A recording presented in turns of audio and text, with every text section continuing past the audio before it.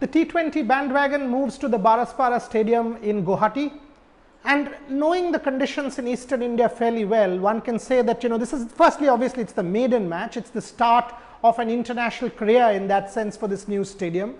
First things first, in Calcutta there has been incessant rain over the last 24 hours, and only isolated showers are predicted in Guwahati. We saw rain in Ranchi, which depleted the match to a 6-over farce. As far as I am concerned, international cricket cannot be a 6-over farce. So in that sense, spectators are expected to get their money's worth in Guwahati at the Baraspara Stadium. Showers may be during the day, but as the evening progresses, weather prediction is pretty good.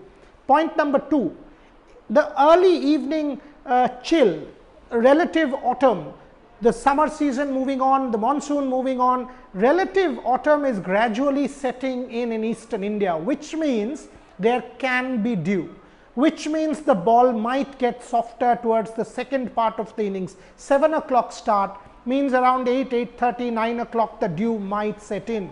If the dew does set in, it will be difficult for the team bowling second to grip the ball. We've seen what happened in the past with India at the Wankhede. We've seen other teams struggle. We've seen IPL games decided as a result of the dew. So in this case, dew once again might be a factor because it's that part of the year. Conditions, pitch expected to be good for batting. Having spoken to people in both teams in the think tank, I can say they expect reasonable conditions for batting. Australia clearly feeling the heat. Having spoken to a number of players, this is their last opportunity. They realize that this tour has gone from bad to worse. The one-day tour did not go to plan. Early part of the year, the test series, Australia went back with their heads held high. They competed every test match. First match they won, and then even in the final test match, they pushed India to the wall. Not so in the one-day series. Also, Pat Cummins going back, Stephen Smith injured. There is a degree of indication that the Australians are not taking this seriously anymore, or have given up, or have thrown in the towel. David Warner as captain will have to stand up and deliver.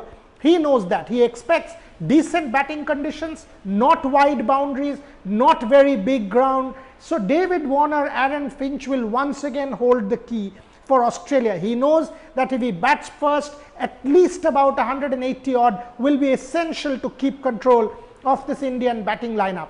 And if they chase, which is what he's likely to do given the dew conditions, he will want to hold India for 160, because the middle order, the fragility of that middle order against Kuldeep Yadav, against Yuzvendra Chahal is there to see. If he loses this match, it can well be a 3-0 whitewash. That will mean a very, very poor series for Australia. 9 matches, T20s, India would have then won, which is unheard of. So this is the final make or break opportunity for Australia. Stadium making its international debut. People will be there. Crowd will want to come and get their money's worth. Packed house once again expected. Diwali coming up, festive season. So everyone will come in for an Indian victory. Australia with their backs to the wall in this new ground, rain staying off, reasonably decent batting conditions, avoiding the dew, will want to make a decent impact finally in the series. Can they do it? $1 million question. My prediction, maybe, just maybe the dice might roll the Australian way, because that will have set it up for a really nice finale in Hyderabad. 2-0 means India once again, done deal. That will mean the Hyderabad match just as a mathematical equation.